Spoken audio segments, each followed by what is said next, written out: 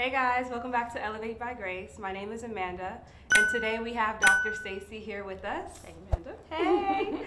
So we're going to be discussing some topics in holistic health, and before we start, disclaimer, if you don't have an open mind, keep scrolling.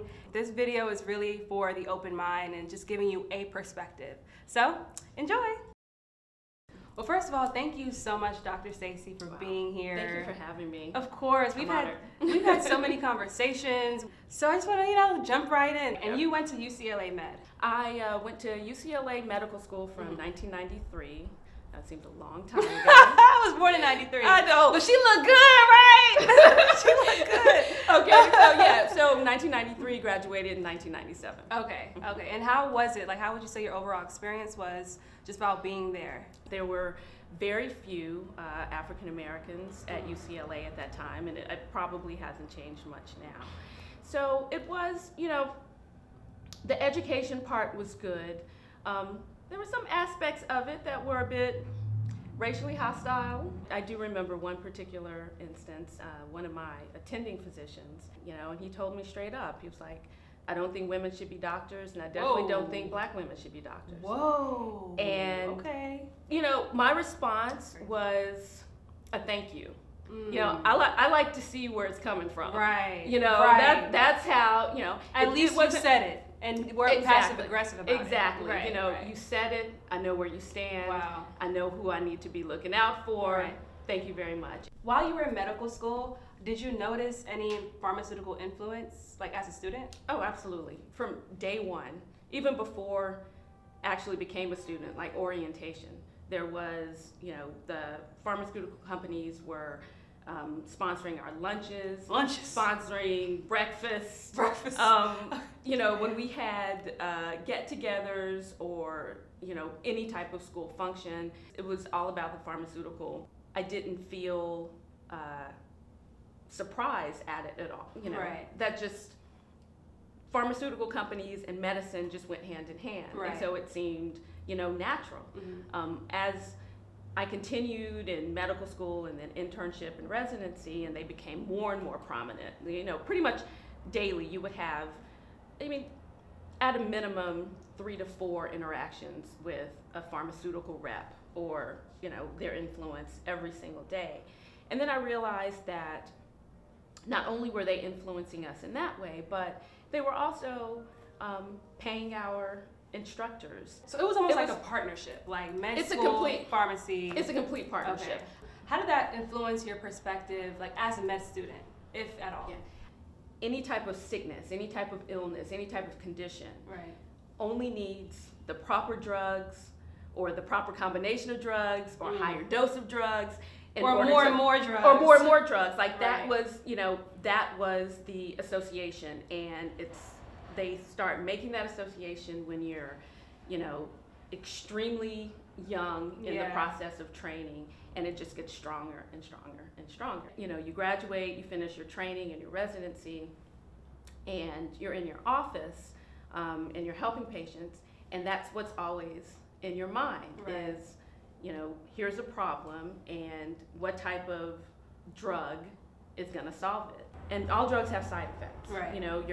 Your kidneys and your livers have to metabolize these drugs, and they all have side effects. And so we started giving drugs to combat the side effects. And I started to see that, and it was patients, and it was, different patients, but they all looked the same. They all, would come to me and in the beginnings of heart failure, or they had, diabetes and heart disease or whatever it was. And I put them on the standard drugs that, all of the health organizations said they have to be on this, they have to be on that.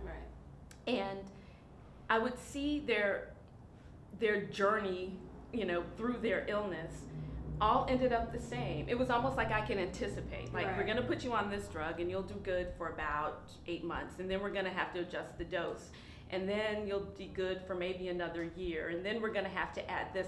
And I could see the downward spiral and where it was gonna turn out. Crazy. And then your first hospitalization was going to be, probably at year, 2 or 3, and then it was in the hospital a couple times a year, and then it was you're going to need a heart stent, and then you're going to need, it was, and then you're going to have your, your first amputation, and then wow. It was such Clockwork. a set pattern. Yeah. To see a patient who was on 15, 20 drugs was nothing. What? Absolutely And nothing. all, like, what ages? Like. Oh, and that's another thing. I mean, I'd like to say they were really elderly, but it's not true. I mean, that's one of the patterns that I saw, is that the sickness of people is getting younger and younger and younger. I mean, I actually, at the end of my practice, I was getting consults from pediatricians. What? Because they had 14 and 15 and 16-year-olds who had, high blood pressure and heart failure, or were having these adult diseases, and they're coming to me like, so what do I do for them? And I'm like, well, I don't know. Can you give these drugs to a kid who's still developing? Or, they're not tested for that. If you have, like heart disease, which is mostly what I did, those drugs often all have the side effect of making you dizzy or making you weak, or it can affect the beat of your heart or, arrhythmias and those type of things. And then when you're on 5 or 6 or 7 of them, and all of them, these side effects are, compounding with each other, it's just a recipe for disaster. Right. And you see it now, and what's really unfortunate is that people don't realize the dangers of treating people this way. When the 80-year-old lady, falls down and breaks her hip, or falls and, hits her head and has a bleed in her head, they only say, what's the cause of her death, or what's the cause of it? She fell and she hit her head. Well, why did she fall?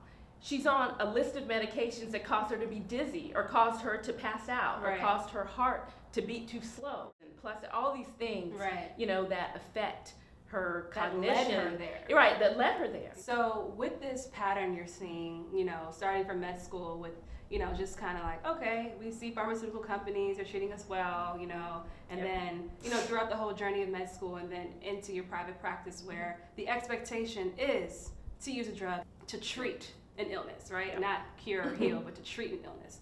So do you think there's any intention behind that? It could be financial, it could be systematic, it could be, just like constructive, or it could be like, to create a disparity between, whoever. But how do you feel about that?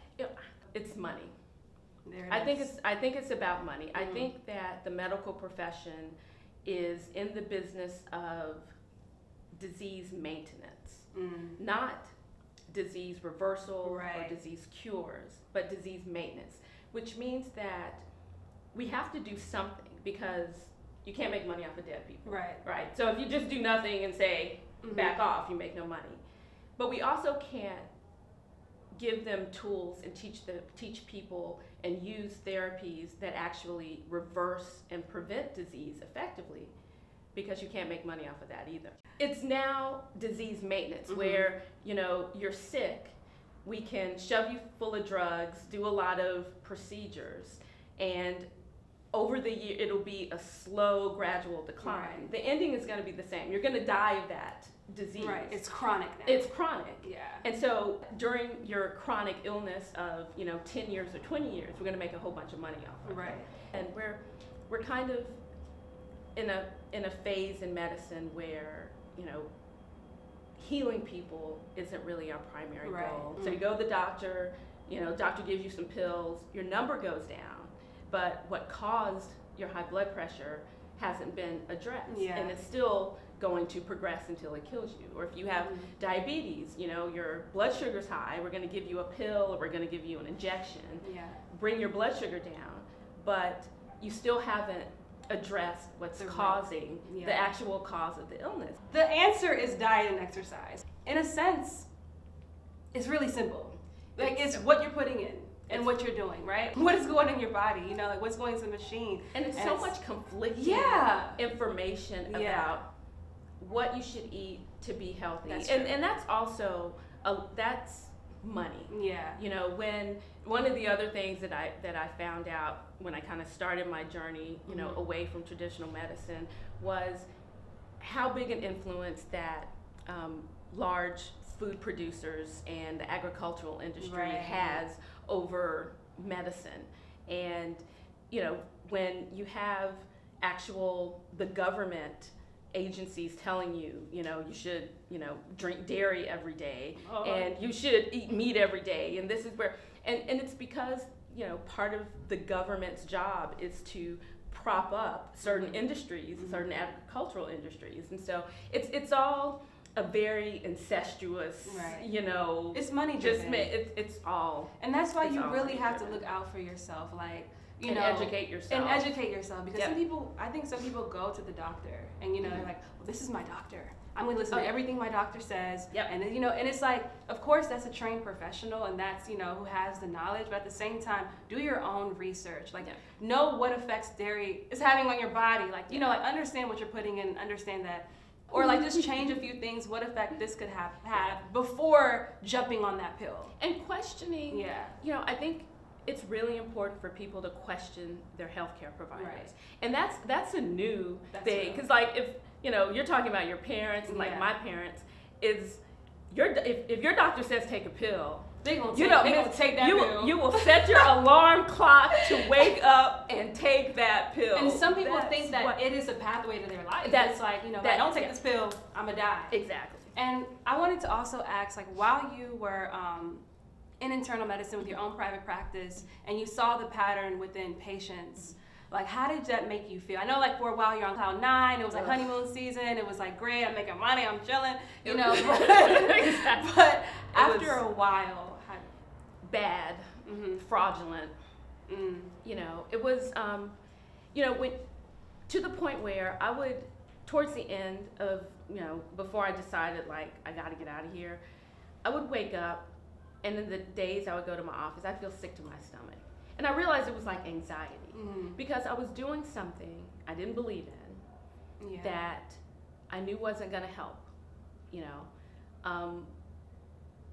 I'm sitting in front of a patient who's coming to me and with their host of problems or whatever. And what I want to tell them is, this is all bullshit.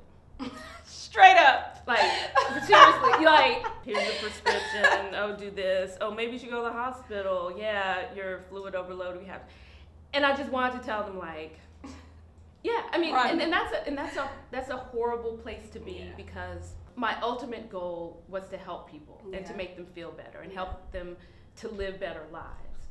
And I felt like a fraud. What about in the field of oncology, when it comes to cancer research or cancer treatment? You know, that's kind of a sore spot with me for a couple of reasons. One, my mom and my sister are breast cancer survivors. Survivors? Right, survivors. And I have to tell you that may not have happened under, you know, normal circumstances, but because they're both, you know, fairly recently, you know, diagnosed. But oncology is big business. Let me just say that now. Chemotherapy is big business.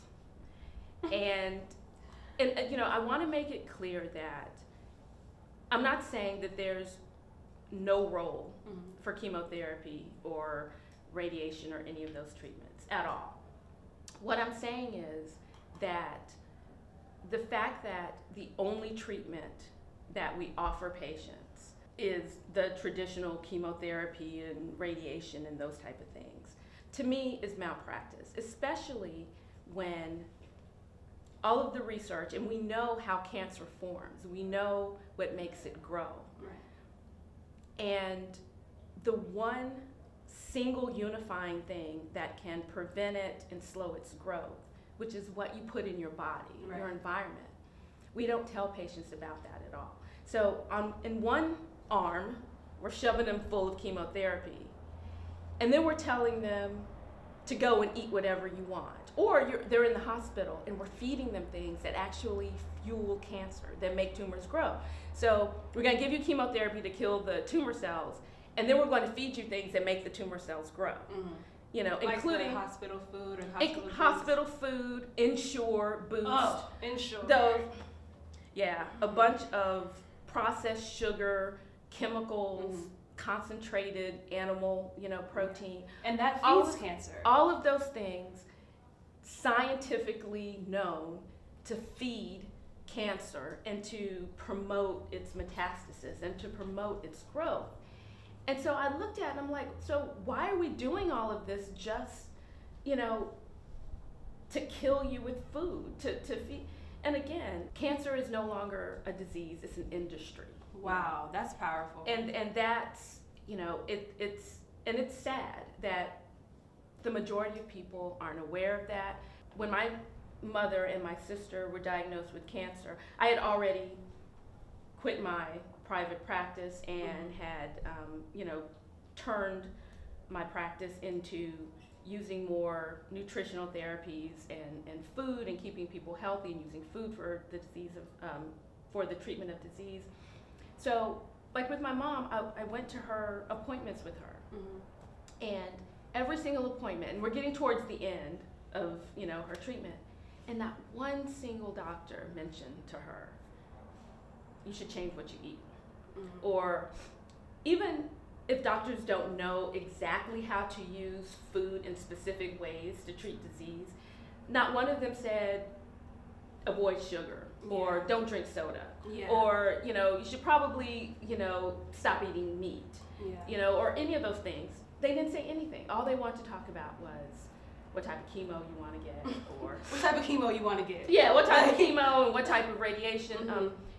And it was really sad. I mean, my mom had me, so she was good, but other people didn't. And that's why it's so important for us to educate ourselves. Absolutely. Because if, like, you could be the person in your family who saves someone else. Like me, I'm always talking to my dad, I'm always talking to my sister, I'm the, you know, I'm the spokesperson, but it also, I think it encourages other people in your family to also do research, and now it's a family thing. It's a family thing. Healthcare is a business. Yep. And that's something I also had to come to grips with, because, you know, I wanted to be a doctor, I wanted to help people. I still do, you know what I mean? But I just know I have a consciousness now of, like, in which way I'm going to practice. And, you know, because it's not, you don't just go in there blindly like, oh, everything they say is great, whatever, whatever. No. Tell us a little bit about, you know, how you shifted from, you know, your internal medicine practice to what you're doing now.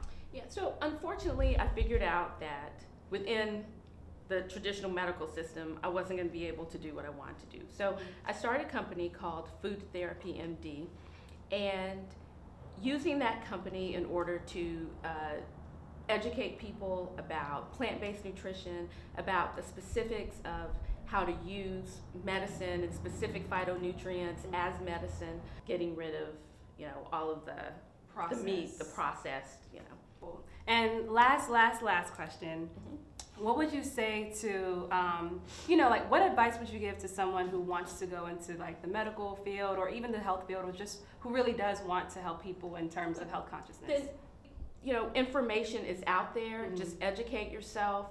I think medicine is still a wonderful profession. It just, you have to do it in the right way. And the opportunity, the opportunity to do it differently is definitely out there. And most of my business is online, and so anyone who wants to contact me, you can go to foodtherapymd.com, and you can hit me up, Dr. Stacy. I'm also on Instagram, Facebook, all of that stuff. And as far as the meal replacements, if anyone is interested, alivefoods.ca.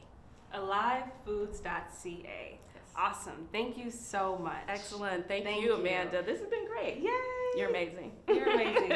Honestly, really, I really appreciate this. Thank you. And I hope you learned from this. I hope someone got something out of it. Even if it's not a perspective you necessarily agree with, I hope there's something that resonates with you. Even if it's just, you know, I'm going to take better care of myself, because that's the whole goal of this video. So thank you so much for watching.